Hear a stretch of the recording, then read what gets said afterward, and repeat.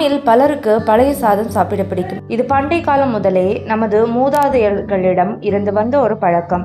பழைய சாதம் ஆரோக்கியத்திற்கு மிகவும் நல்லது. இதில் நல்ல பாக்டீரியாக்கள் அதிகமாக இருப்பதால் உடலுக்கு பல நன்மைகளை வழங்குகிறது. இதன் நன்மைகளை பற்றி இந்த வீடியோல பார்க்கலாம். வீடியோக்குள்ள போறதுக்கு முன்னாடி நம்ம சேனலை சப்ஸ்கிரைப் பண்ணாத சப்ஸ்கிரைப் பண்ணுங்க, பக்கத்தில் இருக்க பெல் ஐகானை கிளிக் பண்ணுங்க. அப்பதான் நான் போடுற வீடியோஸ் உங்களுக்கு நோட்டிபிகேஷன் வரும். வாங்க வீடியோக்குள்ள போகலாம்.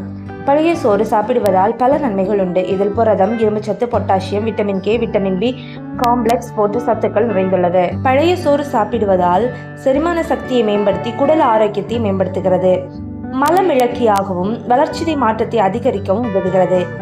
அஜீரண கோளாறு, மலச்சிக்கல் போன்ற பிரச்சனைகளை வராமல் தடுக்கிறது. நோய் எதிர்ப்பு சக்தியை அதிகரிக்கிறது. அலர்ஜியை போக்குகிறது. வயதான தோற்றத்தை தள்ளி போட செய்து இளமையை தருகிறது. மன அழுத்தம், பதட்டம் ஆகியவற்றை தணிக்கிறது. உடல் சூட்டை தணித்து உடலுக்கு குளிர்ச்சியை அளிக்கிறது. நாள் முழுவதும் உற்சாகமாய் இருக்க தேவையான சக்தியை இந்த பழைய சோறு தருகிறது. பழைய சோறு நொதித்த உணவு வகைகள் ஒன்றாகும். பொதுவாக உழவர்கள், பாட்டாளிகள், அடித்தட்டு மக்களின் உணவாகவும் உள்ளது. இன்றைய காலகட்டத்தில் வாழ்ந்து கொண்டிருக்கும் நமக்கு பாட்டாளி மக்கள் மற்றும் உழவர்களின் மதிப்பு தெரியவில்லை.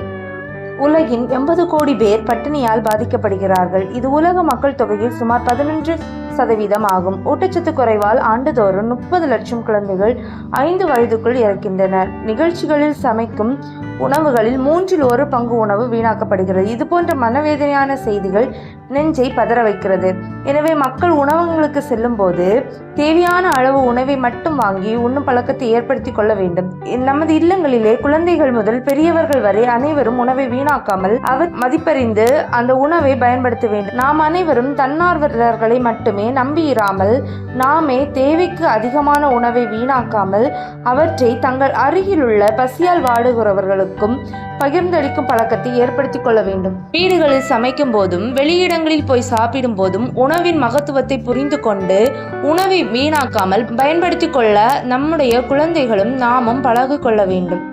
Thank you friends. இந்த வீடியோ உங்களுக்கு யூஸ்ஃபுல்லாக இருக்க நம்புறேன். இந்த வீடியோ உங்களுக்கு யூஸ்ஃபுல்லாக இருந்தால் உங்கள் ஃப்ரெண்ட்ஸ் அண்ட் ஃபேமிலிக்கு ஷேர் பண்ணுங்க. அண்ட் சப்ஸ்கிரைப் பண்ண மறந்துடாதுங்க.